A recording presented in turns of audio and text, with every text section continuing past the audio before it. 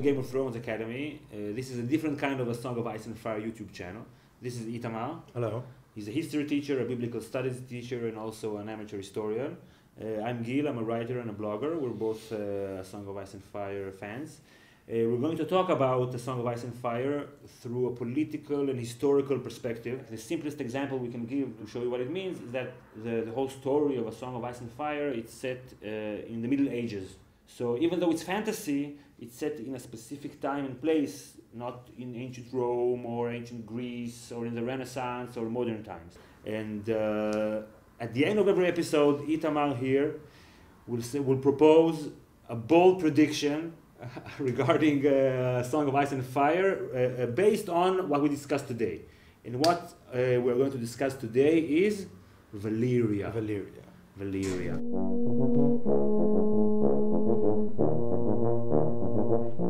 So Valyria is this mysterious, ancient, super advanced empire that ruled most of the known world, built roads and many other things, and brought civilized culture. But then it crumbled.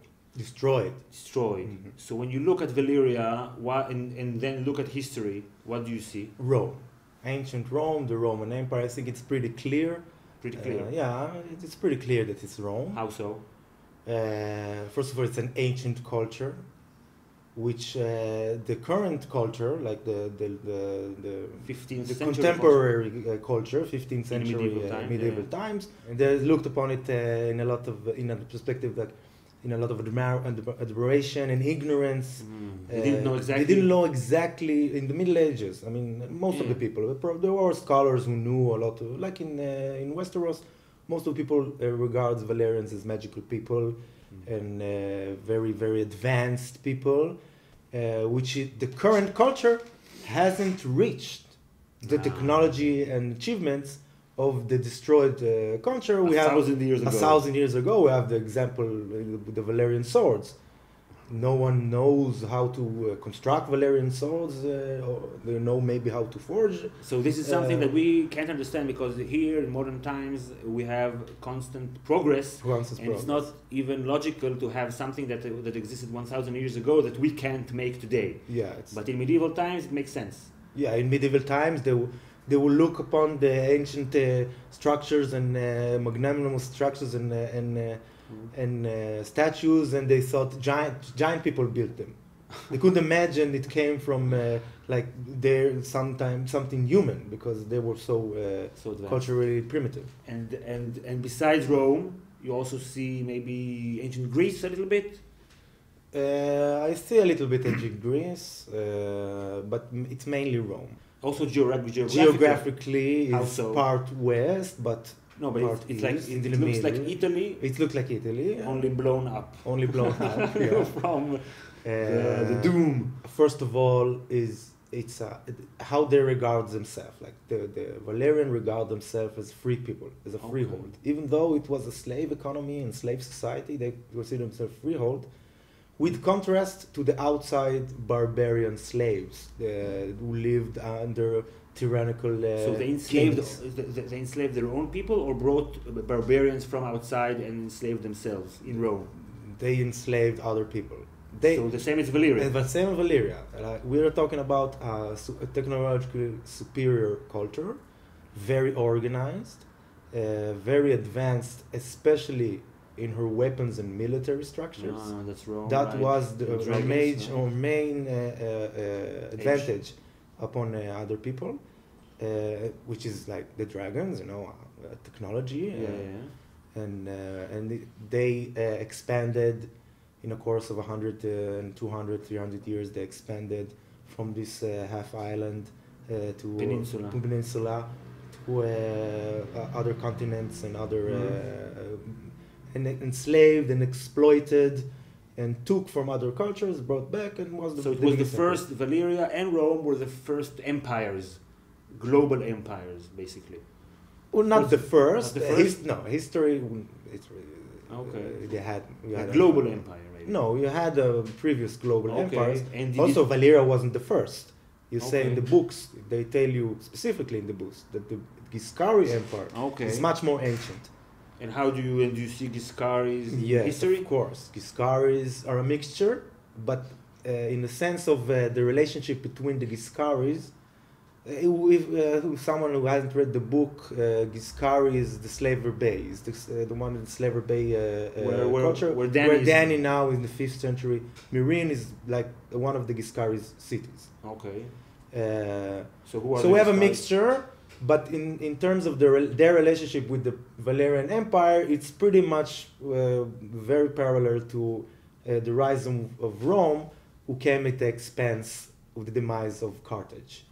So Carthage is the Giscari.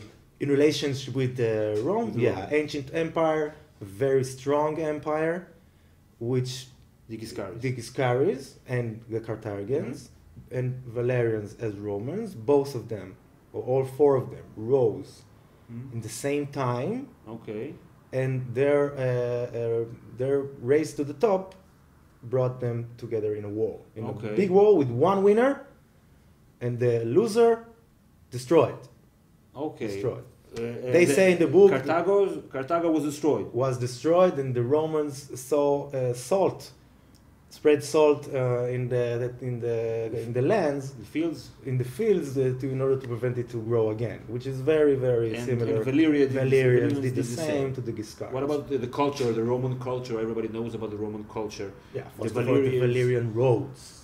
Every road, Valyrian roads of Valyrian were famous by the road buildings. And you can see on the maps, it's like You a see on the straight map, road. straight and concrete and very nice to travel back then. What about aqueducts? Did the Valyrians have aqueducts?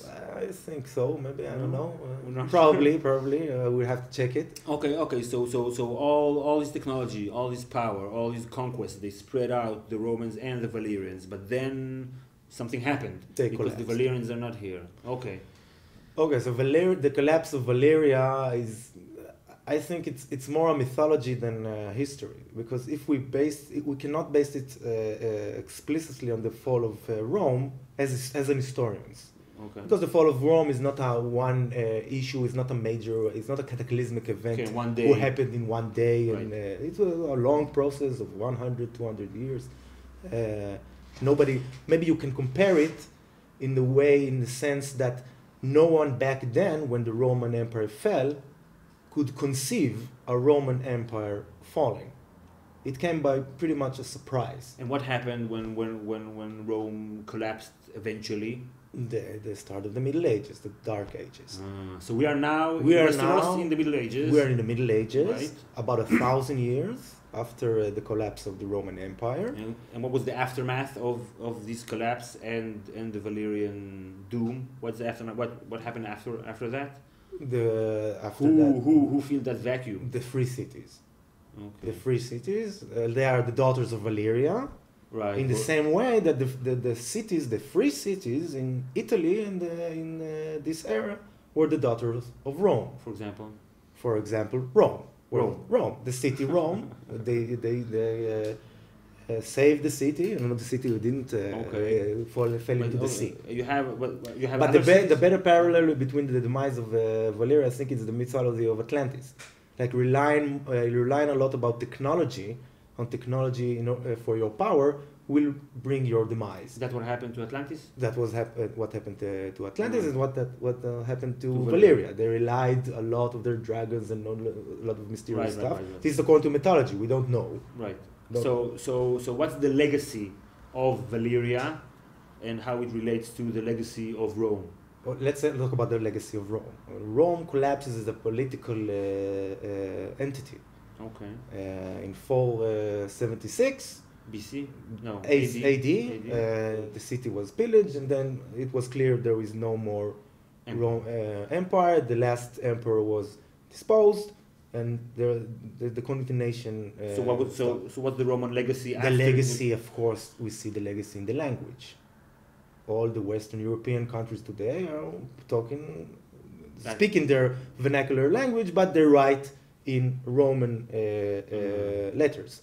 So we have the letters, we have the political systems, we have the architecture. Europe reached Roman advance and way of living and welfare and well-being only in the 19th century. So the period we're talking about, Rome is still much more advanced politically, economically, culturally than what they have when they had in the 15th 15th century. century and in A Song of Ice and Fire. And it's also fire, exactly. Okay. But you see the first of all the culture, the culture, the Valyrian knowledge. the Valyrian impact on Westeros is Aegon the Conqueror. You see, Aegon the Conqueror came from Valyria, and he brought a different kind of political perspective. Right. Like centralized government, no more small kingdoms. And if you don't bow, you're dead. You're dead. Yes. It's very much like the Romans and Valyrians. They're also the Romans consider themselves as a violent people, and they were very tolerant, let's say, to most of the people they conquered. But if they accepted maybe their terms, I guess. Of course, after they capitulated. But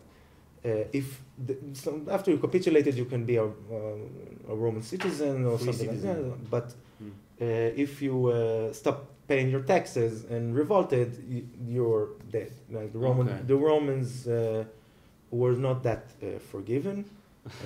Our history the Jewish history is filled with our conflicts with the Romans. We were not ready to capitulate. We revolted, and they destroyed us. Okay, so this is very interesting. So how do you take all that, the Rome-Valyria connection, and turn it into a bold prediction about what will happen in the next books of A Song of Ice and Fire?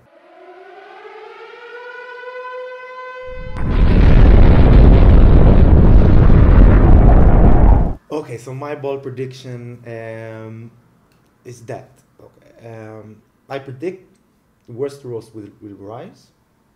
Okay. Using Valyrian lore. I mean, it's not that bold a prediction, but the rise of the West will coincide with a revival of Valyrian, of some kind of Valyrian culture. We will get back to what was Valyria, and we will have a renaissance, which literally means a rebirth. Okay. When we talk about the Renaissance, Renaissance, Leonardo, Michelangelo, all the Ninja Turtles, we are talking about a revival of what? No one in the popular. No one knows a revival of what. A revival of Roman and Greek culture. So this means that values. Danny maybe or John. If we agree that John is spoiler alert. John is truly a Targaryen or half Targaryen, and we know Daenerys, so we suspect Daenerys is a full Targaryen, and she's coming to Westeros. She brings the Valyrian lore. And don't forget, she gave birth to dragons. Okay. A rebirth of dragons. So nice. Something that came from the past will no longer exist, which the current contemporary culture looked upon as something great and advanced. Now a rebirth. Now a rebirth of it. We have a Valyrian something coming to So Westeros. You say Daenerys will win. She will be happy. I'm not betting. For 100 years. No, of course. We know that it is not the style of George R.R. Martin. We don't expect a happy ending with a nice ceremony which everyone smiles and all the bad guys die. I wouldn't bet, but this is from maybe for a later episode. I wouldn't bet on Daenerys as a winner. But somehow there will be a rebirth of some kind connection to Aegon and to Valyria. Maybe first of all they consider them as a free people, so something about the freedom. I don't know. So even though the Targaryens are not really Westerosi by descent, like Romans, were not that European. They were more Mediterranean cultures. So even though Dany is not Westerosi descent, she came from old Valyria. They went to Dragonstone, and even though Aegon was also from Dragonstone and Valyria, the two best, the two people who have the strongest claim to rule Westeros are both are both Valyrians. That's Danny and Rhaegar's son, called Aegon. No, the Aegon, the so-called pretender, maybe. So-called pretender, maybe not pretender. Yeah. So this means that the Valyrian lore carries a lot of political weight and legitimacy, even Yes. 1,000 years later. after Valyria crumbles. So let's wrap up. Your bold prediction, super bold prediction, even though you don't want to pin down, you don't want to be pinned down, is that that some kind of Valyrian lore will be reborn. Okay, so if you agree, if you don't agree, comment, like, share, subscribe, of course. We want to start a conversation, hear what you think, and we'll be here for another video pretty soon. Bye. Bye.